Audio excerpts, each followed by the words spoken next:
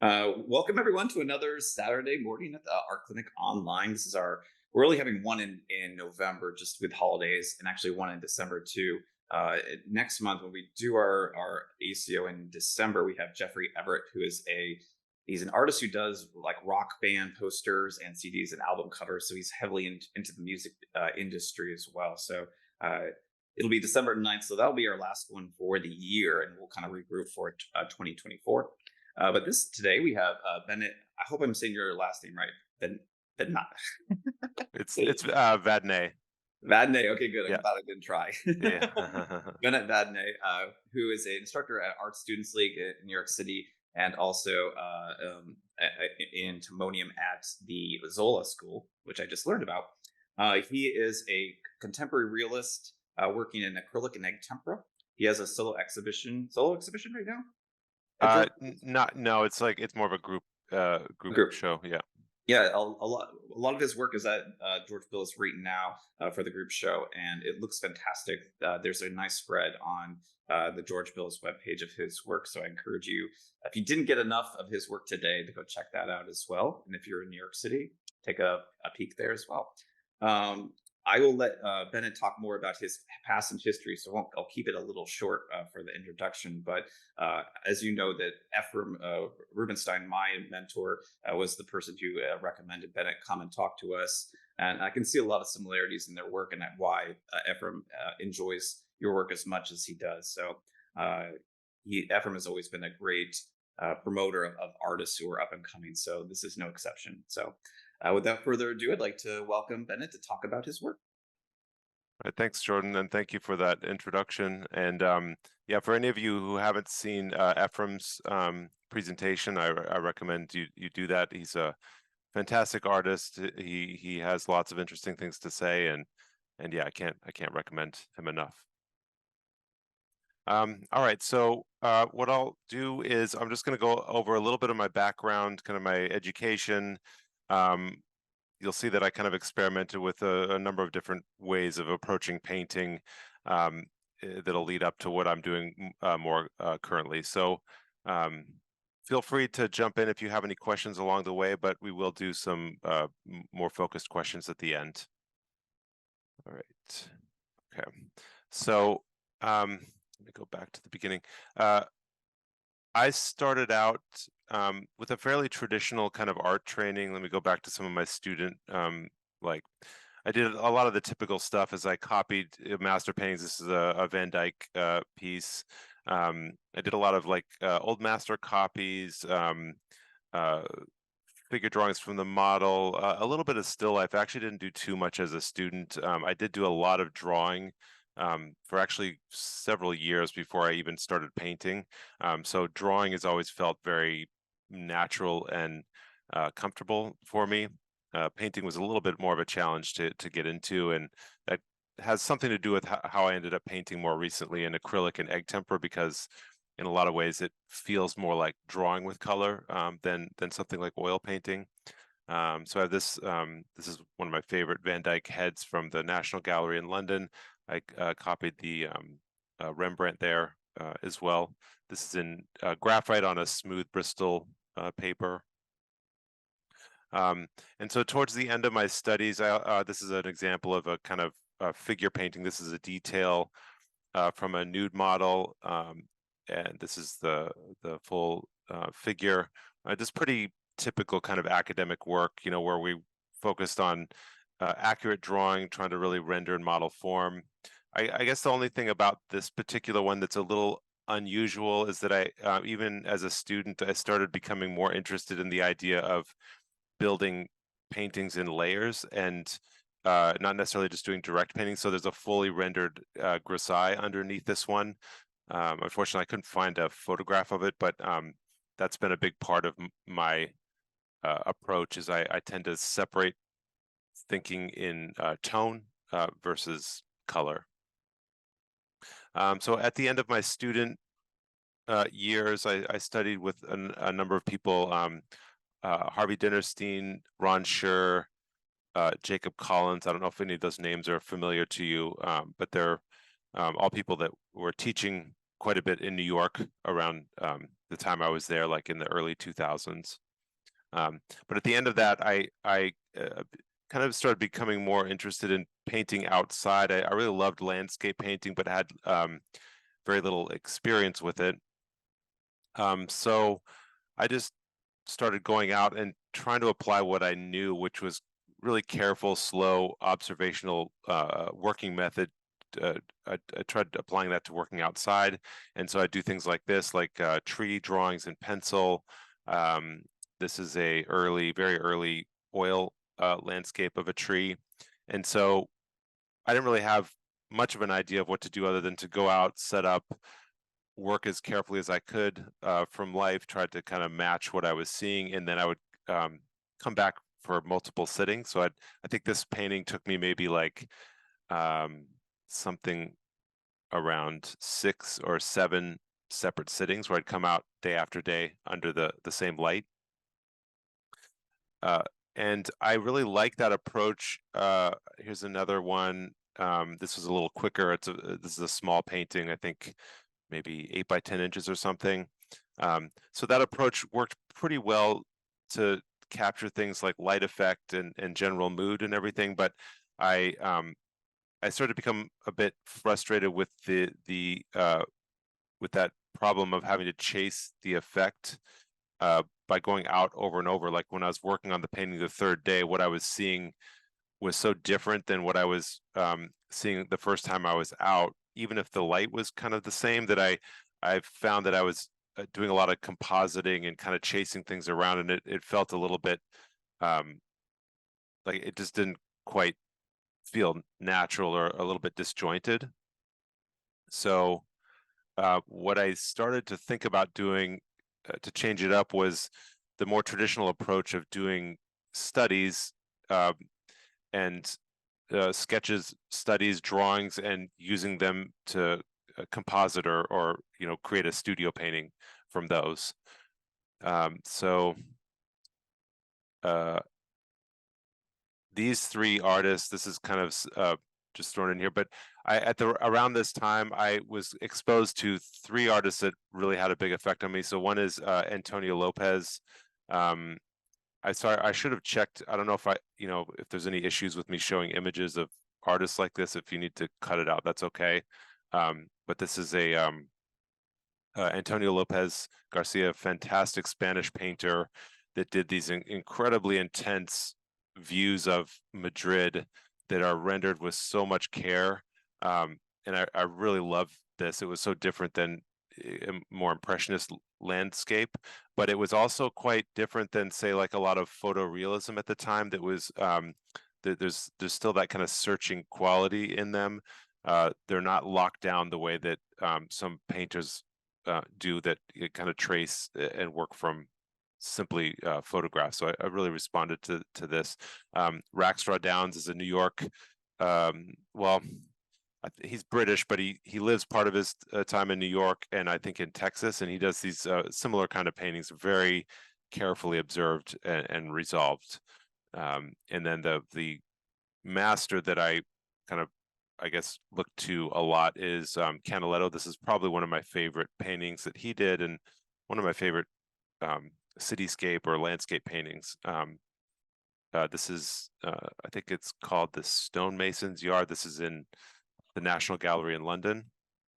And the qualities that I like about this kind of thing is that it's very sharp and clear. So there's a lot of geometry and precision in the drawing. The light effect is clean and clear. There's good patterning of lights and shadows. And so, having seen this and kind of been a little dissatisfied with the kind of looser impressionist method, I started to experiment with this, closer to this type of look in my paintings. So let's go through a few. These are some of my attempts at this kind of thing. So this is a view from my rooftop in East Harlem. This one I did do primarily from life, but I did a number of preliminary drawings, all very carefully articulated, and then I would kind of fill in some of the basic colors from memory and from sketches, and then I finished it on site. So it's not a big painting, you can see, but it's pretty detailed. Like I really did look at pretty much everything that I could visibly see and painted it as close as I could to what I was observing. This is acrylic on watercolor paper. This is in the same neighborhood. This is that mental hospital psychiatric ward that's on Randall's Island, and this is also right in my neighborhood. This was obviously something I couldn't do from life because the light effect was something that lasted for maybe 5 minutes at most. And so this is, again, something I did a composite of working from lots of really detailed, careful perspective drawings, some tonal studies, and then just kind of memory as well. This is a little bit of a better example of the type of color studies. So the finished piece is this here. This is from a balcony in the Upper West Side of New York. This also has a monochrome underpainting, but in order to capture the color and light, I do something like this. So the drawing is still in place, but I pay very little attention to details, and I'm just really looking for big relationships of, say, the sky up here to the value of the lights on the buildings, to the shadows, the differences in local colors. I guess this would be a little bit more in that tradition of, I noticed from talking about this, that color spot painting where you try to hit a specific color note and then compare very carefully to something that's next to it, and you kind of set up this key of tone. So so like if I have you know, if I have color notes like this of, say, like the sky against this, against the shadow, you know, against this, I get this like palette of mixtures on my colors mixed on my palette, and I can really carefully compare them back and forth and make sure that's set. And if it's very rough and gets a little sloppy, I don't care about that, because I can resolve it more in my studio painting. All right, now this is a view out of my window in my apartment, and at this point, this was a little bit towards the end of when I lived in New York before I moved to Baltimore. At the time, I was also kind of becoming more interested in this idea of surface quality in painting that I hadn't really paid all that much attention to. I just kind of went with whatever, you know, kind of happened, just trying to get the color and value right. But I started being a little bit more sensitive to the ways you could layer paint, you could build texture, and I think around this year, or you know, yeah, somewhere around here, I started looking at tempera paintings, and I absolutely love the way that you can get this kind of scattered surface quality. Like there's not really a lot of paint texture in tempera paintings, but they have like a vibration to them because there's all of relatively unmixed colors. And so I, as an experiment, I did this picture pretty straightforward in my usual method, and then I tried painting it again on a much larger scale using like really a pointillist technique. So I was using very unmixed colors. If you can look closely here, see how there are little dots of paint or little brush strokes. And although I wasn't totally satisfied with this as something that I wanted to pursue as a style, I learned a lot from it because I could see what you could do by placing colors together in a way to create optical mixtures, and it was a great way to describe light. You could get controlled gradation in a way that's very hard to do with paint like acrylic or tempera that dries immediately. You can't blend it. And so I saw a lot of potential here, and so I kind of did more experiments to try to figure out ways to incorporate this without maybe making it such a handwriting style where you could really, you know, where you could see like the dots of paint. I tried to make things a little bit more subtle. This was a decently sized, I think this is maybe about 4 feet tall, so it's a pretty big painting for me. I don't do huge paintings. I think my max is somewhere around between 4 and 5 feet for a painting. Okay, so next, okay, so let's get into, this will be a couple of my first paintings I did in Baltimore. So let's look at the finished painting and I'll go back through the process. So this is a view from downtown Baltimore. This is, you can see Penn Station right here.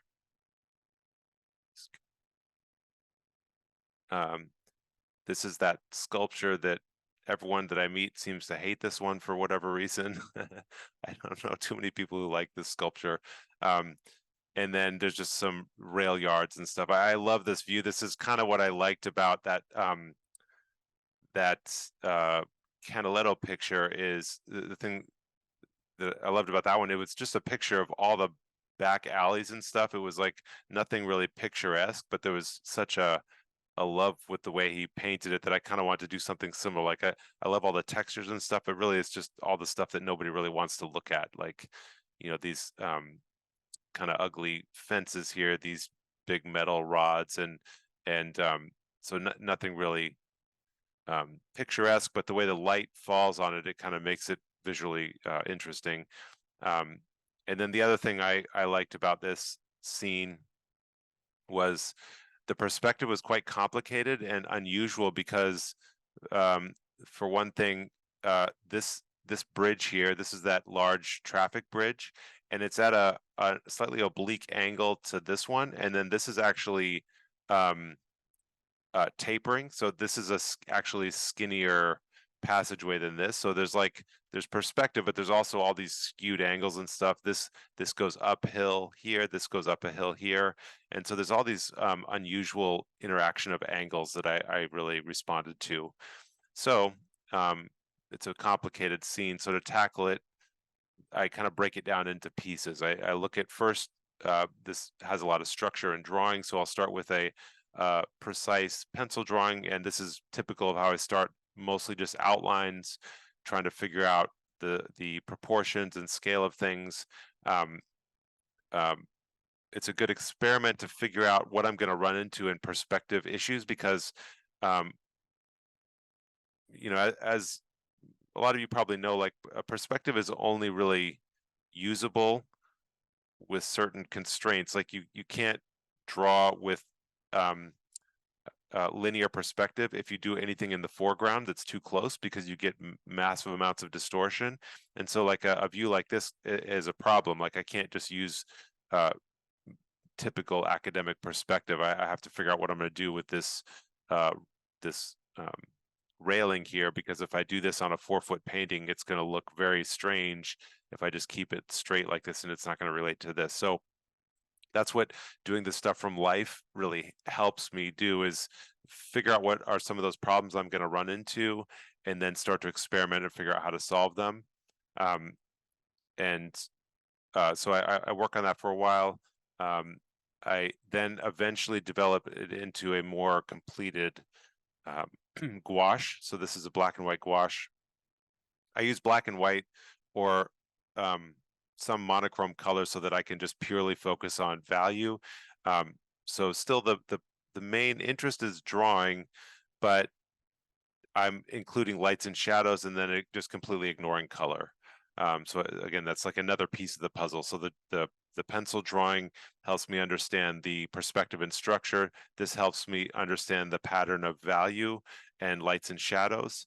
I try to finish this piece as much as I can, because I'm relying heavily on this when I do my studio painting on a larger size. This has to be pretty accurate, you know, because this is my main reference. I don't really use photographs very much, or kind of at all, a lot of times. And then this would be a color study. So again, like the values are not great. I mean, they're okay, but I can get a sense of these colors that are going to go with those values later on.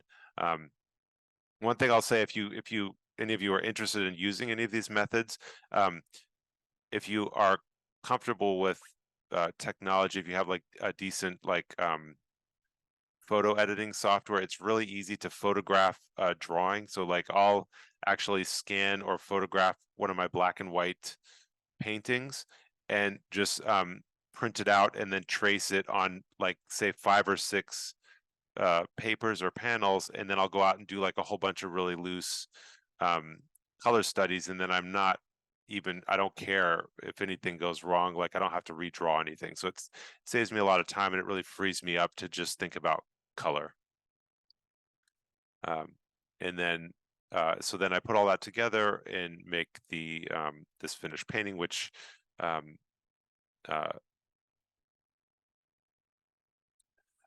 so this one is I don't know exactly, but I think it's only probably about 7 inches wide, so it's very small. This one is a little bigger. This is actually a little larger than usual, so I think this is about 15 inches wide. This black and white. Yeah, this is maybe 7 inches wide, and then the finished painting is, pardon me, 48. I think it's about 4 feet, 4 feet wide. When you're working on site, do you have like a size restriction that you normally work with, though? I mean, trying to imagine being on that bridge and working anything large. That seems kind of a hindrance with traffic behind you and people Yeah, walking by. over the years, I used to do kind of large paintings. When I was doing more of those impressionist paintings, I would try large ones, and I found it's so cumbersome. I found like the painting process is just, it's messy. You run through like tons of paint. It's just hard to manage everything. So I've over the years, my kit and everything has gotten really, really small.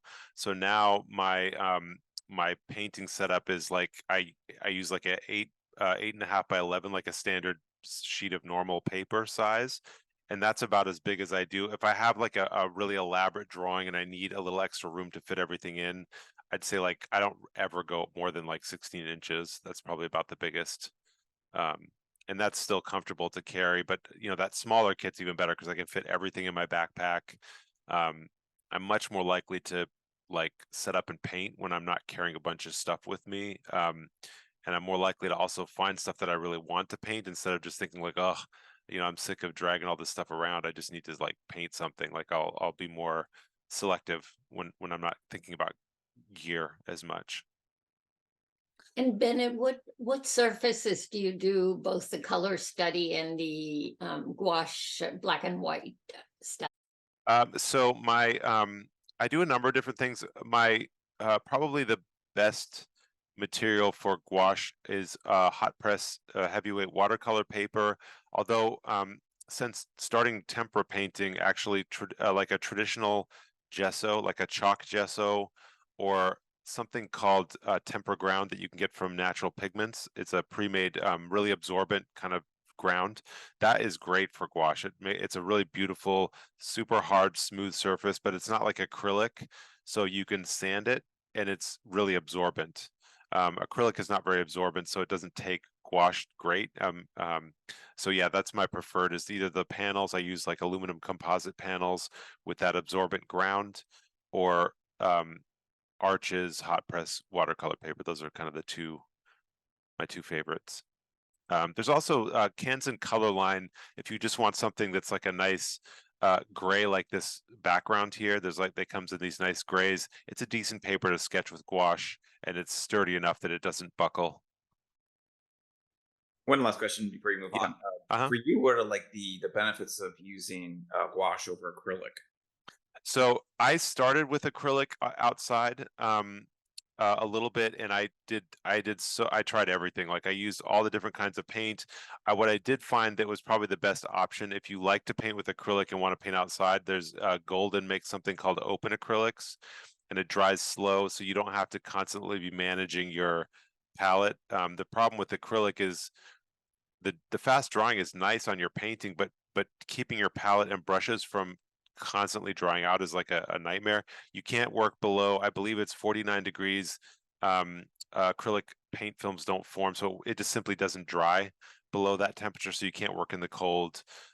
In the heat, it dries like incredibly fast. So gouache has some of those same issues, but because it's water soluble, it's easy to reuse the paint. And the gouache, because it's so opaque, it's very conducive to getting fine detail. So which means I can work smaller and not sacrifice what I'm putting into my painting. Acrylic is good for detail, but not outside, because it's to do that well, you have to really control the amount of water in your paint and all this other stuff.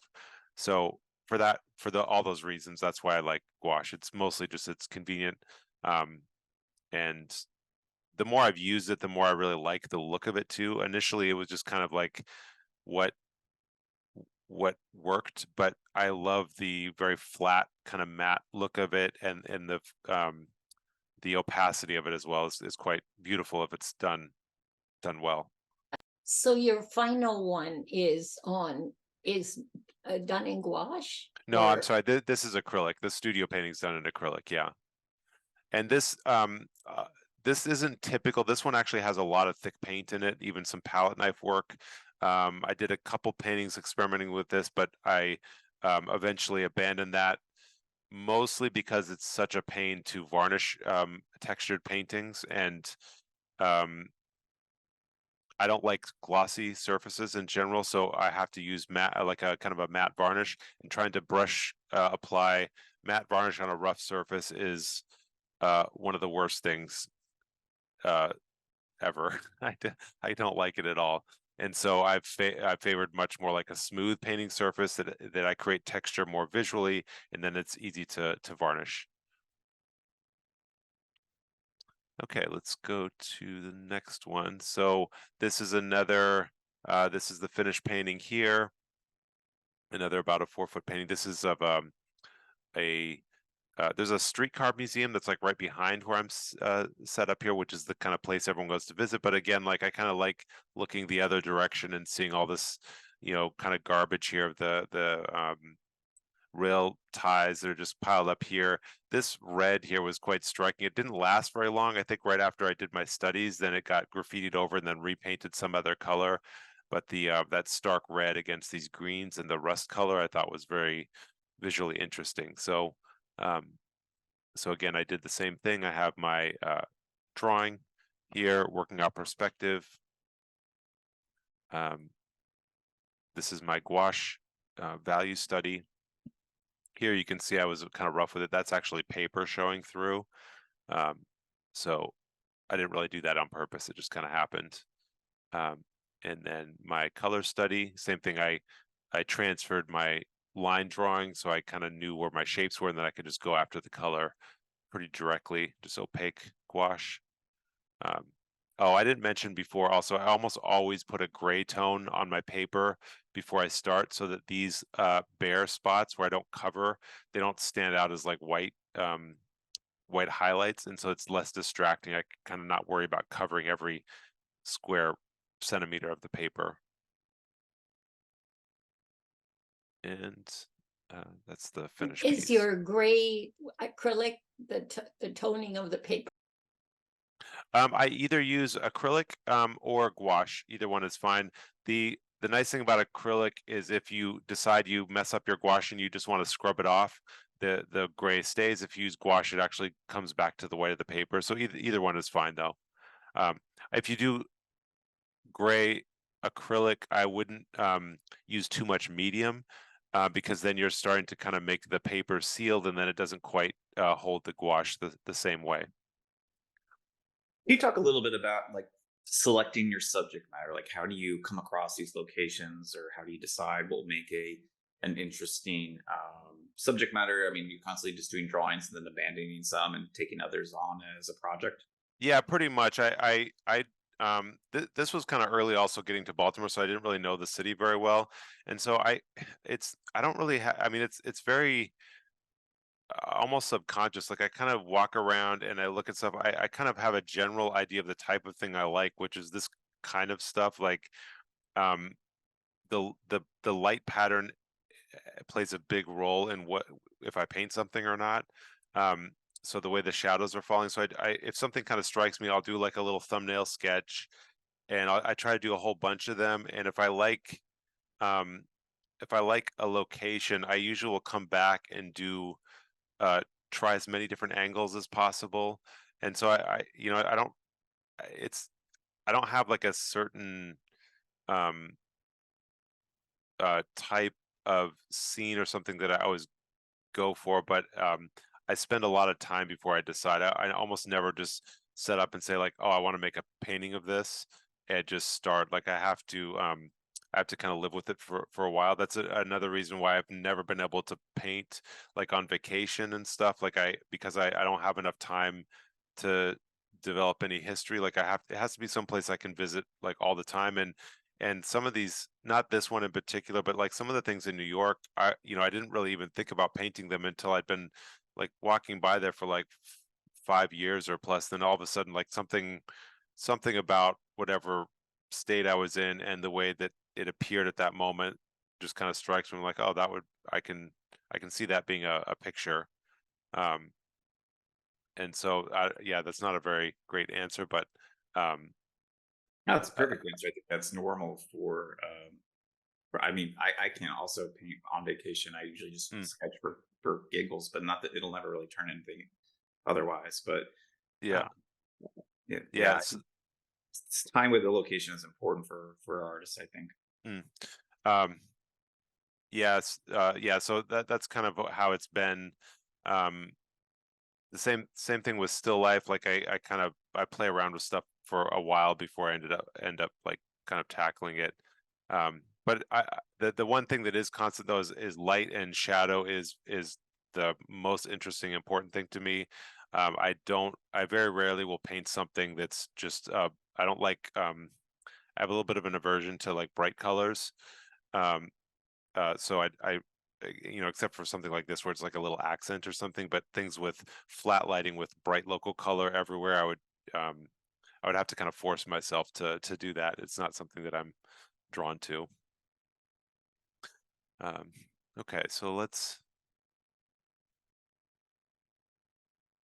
okay, so I'll go through, we'll do one more and then I'll show you one that's more of more of the full process for the studio painting. So this one is over in Woodbury. There's this cute little street. This house is adorable. It's like it's so tiny. I mean, you can see from the size of this doorway that it's like this tiny little house. And so yeah, it really struck me. And also I like the it's a very symmetrical design, but the two sides are quite different, like this kind of square shape against this that has the triangles. And I just found as like an abstract collection of shapes, this was quite interesting. So say I don't have the drawing for this one, the pencil drawing, but same thing. I did this this gouache value study and then kind of a very loose color study.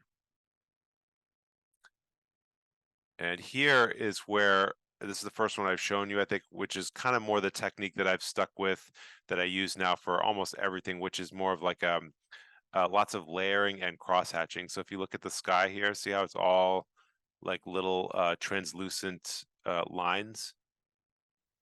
So this is egg tempera now? No, this is still acrylic.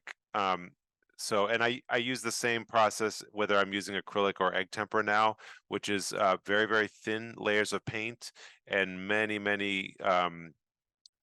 layers of thin detached lines, or like a lot of cross hatching, really.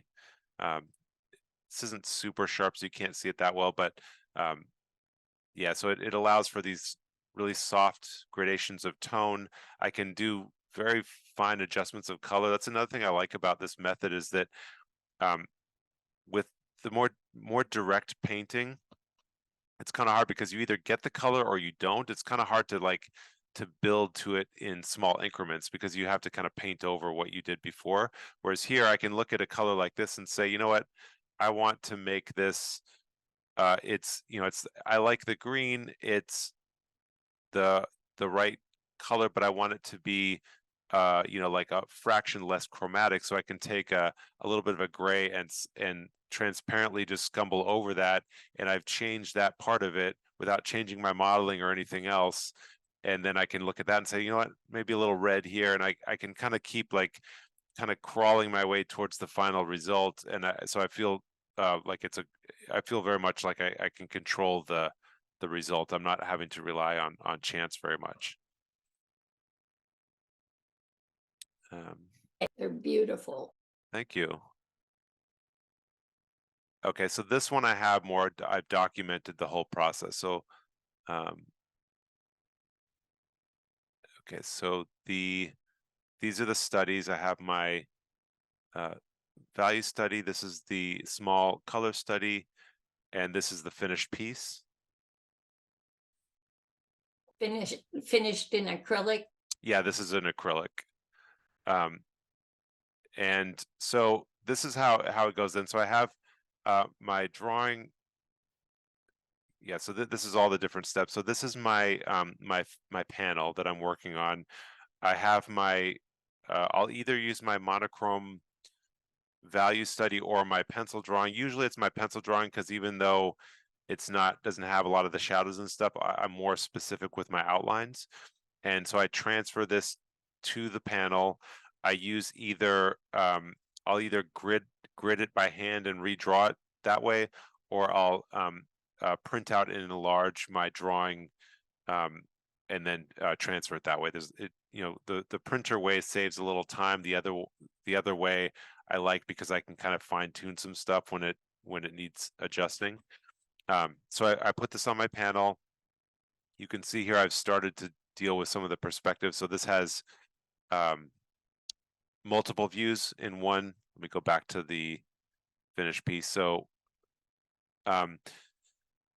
because I'm very close to this building and the angle is wide, I can't use like flat perspective, because, you know, I'm seeing the side of this building, and if I just showed this face on with this straight, it wouldn't look right. But if I kept this in perspective, then this would be completely off. So I've basically taken three different viewpoints and combined them with just curving the transitions between the perspective lines. This is typical of what happens when you shoot pictures with a wide angle lens. But I do it with actual perspective, so that it's a little bit more, again, it's more controlled, because when you do it with a wide angle lens, the transitions are kind of extreme in some places and then not so much in others. It's not like it's not done in a wholly consistent way depending on the lens. So I actually set it up on a big paper and put all the vanishing points and run all the lines and stuff. So you can see a residual of that here. These are my guidelines for the right half of the painting, for the left half of the painting, and then in the middle, everything is horizontal. And then I just kind of slowly curve the transitions between them. And that's how I do the perspective. And so that's reminiscent of like somebody like Raxstraw Downs, who does a lot of the bending of you know, the way the eye is shaped. Yeah, and actually that's an interesting point, because I've heard some interviews with him. He doesn't do it. He doesn't actually incorporate perspective. Like, he doesn't do it mathematically at all. He just does it based on his perception, and he's pretty specific about that. Like, he doesn't do. I don't think he does like vanishing points and stuff, and that's why it's like it's a little strange with his, because it doesn't all kind of work out logically everywhere. But he's definitely noticing that, like when you turn your head a little bit, you know, everything, the angles kind of shift, and he definitely like pushes that, which I think is really kind of interesting. Yeah, and I'm thinking of Lopez Garcia and his like quince tree, kind of those tick marks that you have that are showing your perspective. And I'm still trying to like grapple, like how do you decide that kind of curve of the power line is that arc? Like, is it the distance between the top of the roof and the power line? Is that what you're measuring from, or is it kind of somewhere between traditional perspective, 2-point perspective, and how does that work? Can you give me that's a great question. So what I do when I'm measuring is I generally measure stuff that is the most what I would consider the most reliable. So in this case, I'm staring, straight at that doorway right here. And so when I've set up the measurements for the building, I'll use these, I'll measure physically, like with my pencil or brush or whatever. I measure the height of this building, and then that kind of, the height of the doorway, and that establishes the height of the building through here. And then I'll get the width of the building, and so that's my kind of key measurement, and then I'll find where the, say, the power line is up here. And then I'll draw this stuff according to that, but it's all kind of set on this central axis of where I get my initial measurements, and then everything else has to kind of fit within that. Does that make sense? Yeah. I think so. So you're using the same unit measurement like throughout the entire thing. Let's say the door in the situation. Yeah. And if you took that door and measured the height of the power lines on the left there, or the pole on the left there, you're getting the same increments. Yep. And then you're just taking kind of points on each power line and doing the same thing from like the rotor or the ground. Yeah. So that would kind of set up the height here. So I kind of have the central point set. If I measure correctly, it will give me the same measurements for this, and then it's just a matter of like consolidating the two views and kind of softening the difference between them. So I could use this doorway to get the height of this, and if I'm in my same viewpoint, then it should come out the same. Antonio Lopez does it an interesting way. I don't know if you've seen any of the videos of him, but he actually holds a stick against his eye socket and moves it around. So like he's literally doing sight size, but he's doing this kind of like overarching, view that goes everywhere. And it's really it's consistent because he's doing it right off of his eyeball. I don't do it. I'm not that crazy. Not that rigid. Yeah. Oh. But I like that he is. he can do it for the rest of us. Yep. Do you draw the curves by hand? Yeah, I do. I do everything freehand. I'll do like I'll use like a ruler to set up my eye level and maybe some of the like a vertical axis, but I don't actually use rulers to paint with.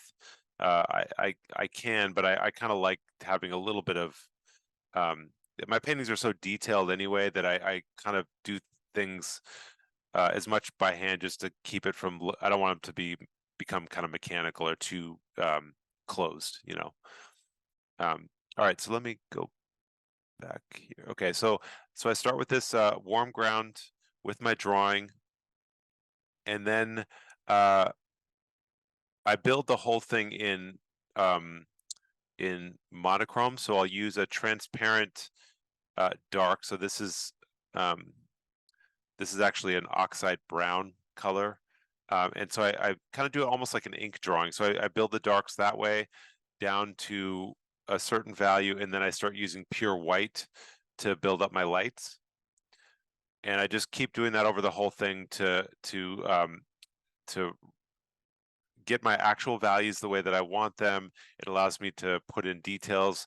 I will leave out some things until later in the process, but I do put most of it in the underpainting. This method is not good for moving stuff around, so that's why I have to be pretty careful with my drawing. If I want to move the edge of the building up or down late in the process, it's a lot of extra work.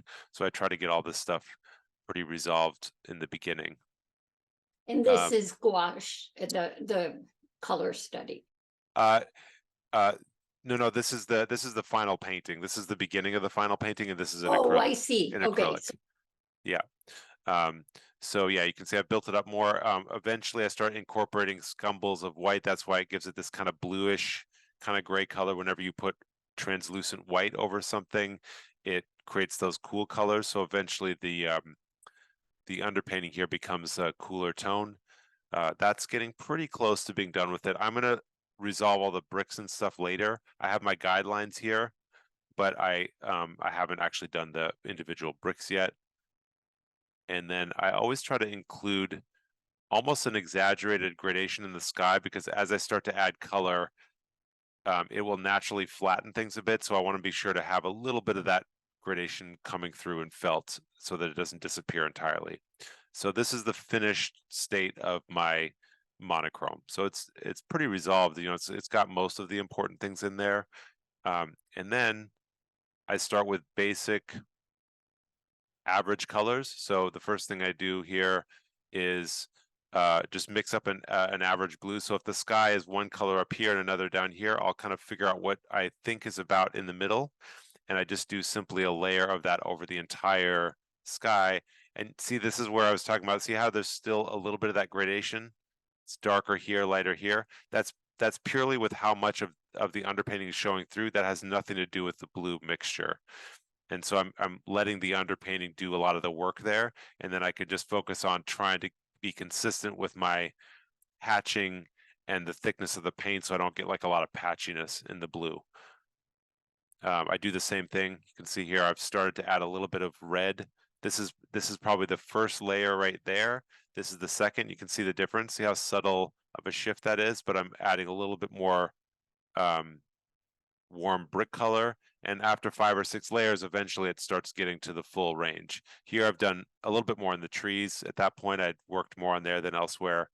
I have some layers of kind of purplish, cool red there. A little bit of gray in the street, and so on. So that's stage 1. Then here, I've fleshed out a lot of the color, and then I've kind of run into the point like, okay, I'm gonna have to do these bricks. And so in this case, the easiest thing would be to kind of fully outline them all with a little brush and white paint. So I'm just going through and doing that. It looks kind of a lot more difficult than this really is. I mean, once you have the size of the rows and the spacing, it's pretty easy. As long as you can manage the brush and get the lines fine enough. I show this to a lot of my students. They think it's so that's like the most difficult part, but really that's a lot easier than the sky. The sky is actually one of the harder parts. So here I've almost finished the outlining.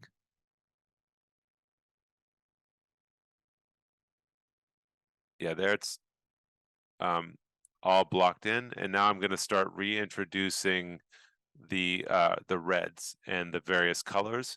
And so here this is what's really fun is once all that's in place, then I can just play with color and put like purples and oranges and yellows and stuff, and be kind of a little bit loose with it because all of those lines are kind of slightly coming through, which I want because you can't really see those unless it's a brand new building. You can't see all those lines clearly. They kind of are lost and found.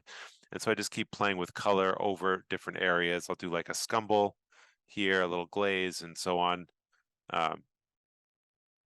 So a glaze, you probably already know this, but like a glaze is any darker transparent color over lighter, and a scumble is any lighter semi-opaque color over a darker one. So when I use those terms, that's what I mean. It doesn't have anything to do with the brush strokes. It's more about the value of the paint and what's underneath. All right, and that's the finished piece. So you can see, I built up a lot of color here. Then I'll go back in and do like little accents because parts of the bricks are crumbling. So I'll do kind of broken lines of dark. Same thing with the highlights that usually then get glazed over with yellow. And then because I'm using hatching, also you can see I sometimes play with this where I'll use hatching lines that are change in the painting based on the plane. So here I'm using hatching lines that follow the perspective of the street. On the wall, I'm using vertical. This one I'm using cross hatching. I'm using vertical for the sky. So I don't have like any like rigid system, but I like to break it up a little bit just because anything I can use to get a bit more separation between planes is helpful.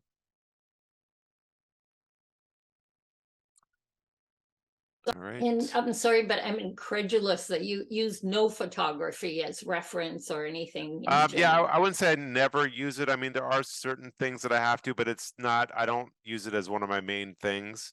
I mean, I probably could. I probably will have to more in the future because of just my schedule and everything. But I find that I don't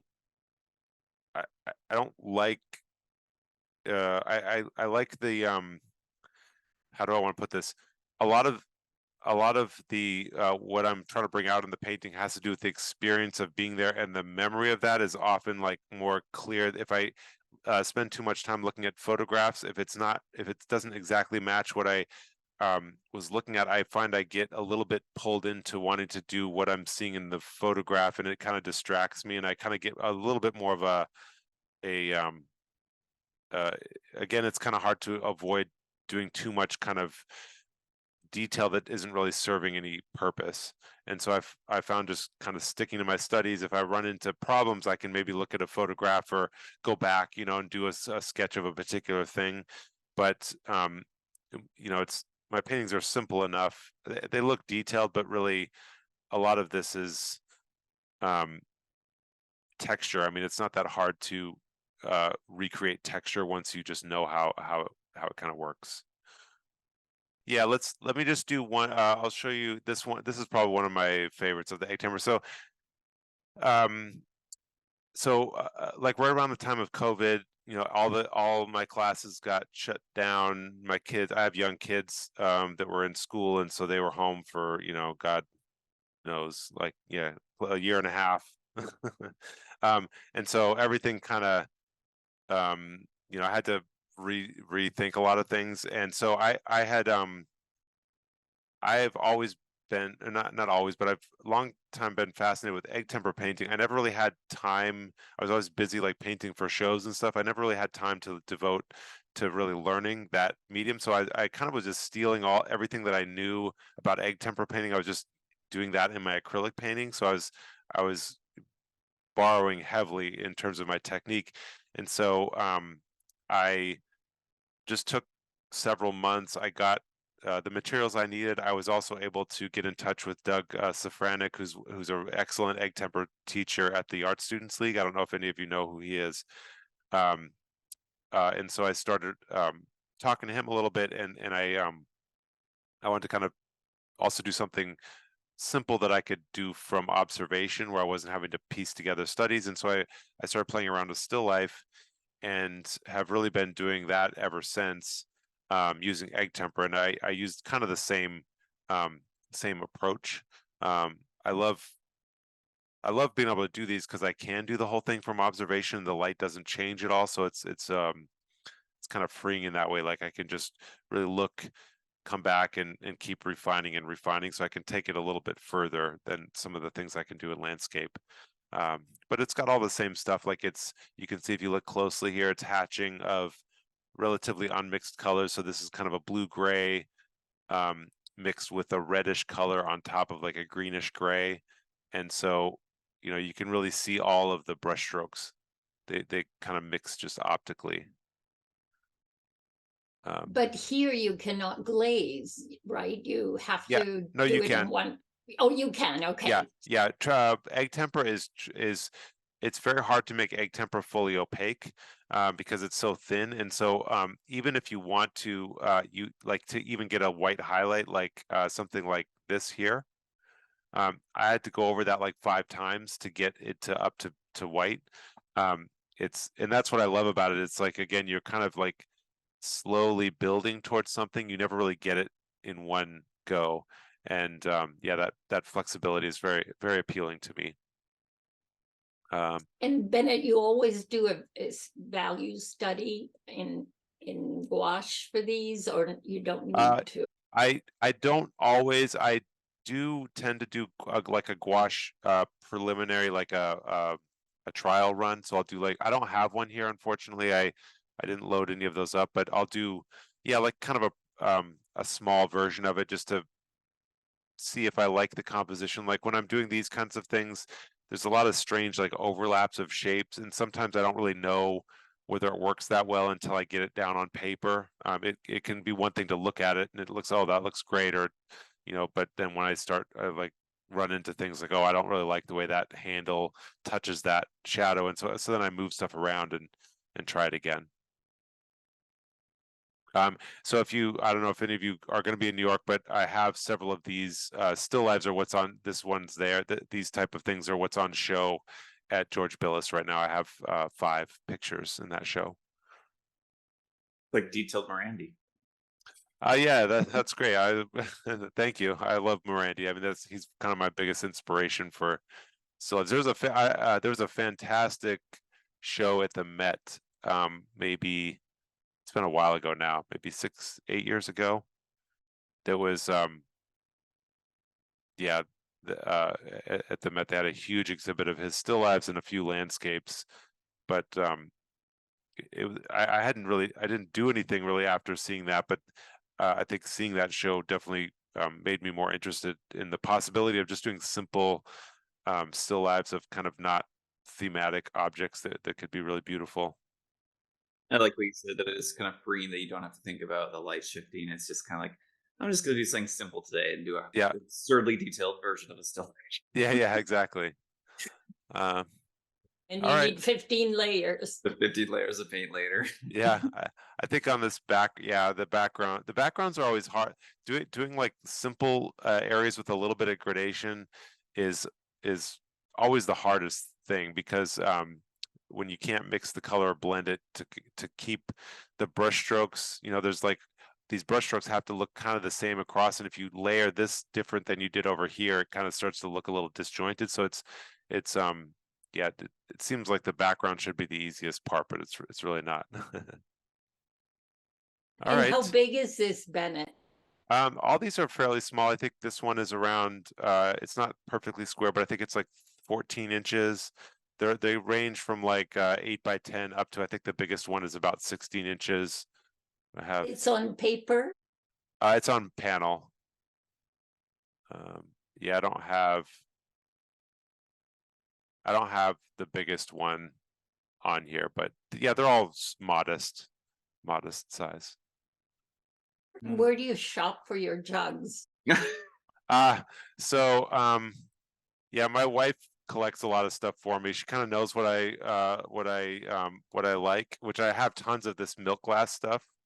And so when she's around, she like always comes across. I have now students, like the milk glass thing is funny because everybody has like their relative, like a lot of people my age like have like parents or something that have this stuff around, because I guess it was like really common back in the day, and so everyone's trying to get rid of it. So now I have like a huge table full of it.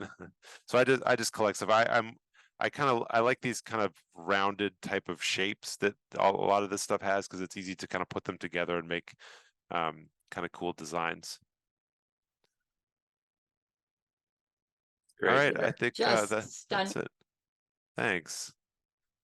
I want to ask you an overall question. When did you start realizing that you might want to have value studies, and whether you do thumbnails in most cases for painting over time? So when did I When start? did you start using them? Oh, Like value? actually pretty early. I remember doing that in Ron Scher's class when I was a student, and I was one of the only people that really did that. He didn't really want me to, but I think I've always been drawn to the idea of having like an organized and repeatable way of working. I don't like doing things where I just kind of wait and see if it works. That's not really my personality. So I started doing that pretty early on, although I don't think I really knew how to use it effectively until I started doing these landscapes where I was actually like using them as reference. I kind of went through the process, but I would kind of just ignore whatever I did and just kind of look at the model. I had to kind of fail a little bit to figure out what they were really for. Thank you. I'm asking you because it's so hard to get anybody to do thumbnails, and Yeah. Even myself when I'm teaching it, and then I'm trying to do it and be consistent. Yeah. Yeah, it actually makes me think. So I'm teaching this class now with it's a really great class of high school kids that are on a scholarship.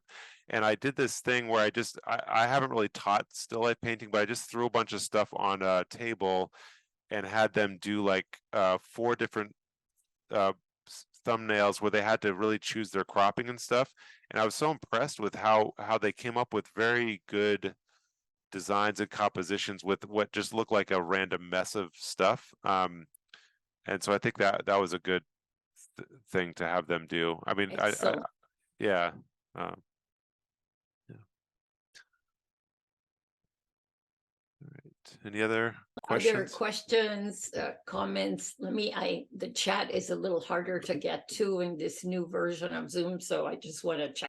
Yeah, let me, I can, No questions in the chat. Just stunning and terrific work. Thanks for the presentation. okay. Accolade. Yeah, thanks. That was awesome to hear from you. Thank you so much for the presentation today. Yeah, thanks for having me.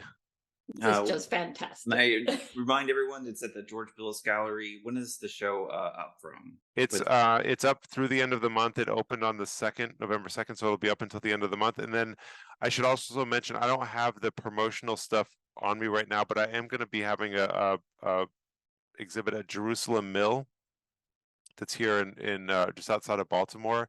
That's going to be up on December 2nd. So maybe Jordan, I could share that stuff with you when I have it, and you could spread it around. I mean, I will have several of the larger landscapes that I've been showing today in that show. Awesome. Yeah, great. Thank you so much for the presentation. And thanks for having me. All right. Goodbye, everyone. Thank you. Just a reminder, we don't meet until December 9th again with Jeffrey Everett. Very different. He's screen printing and crazy stuff. Very rock band. So almost the exact opposite, I think, from Everett. But he's he does posters for like the Decemberists and Foo Fighters and things like that. So he's been in the business for quite a while. So we're lucky to have him to offer his time as well. And thank you again to Bennett for offering your time. And we'll see you on December 9th, everyone. All right. Take care, everybody. Nice to see you all. Thank you. Bye-bye.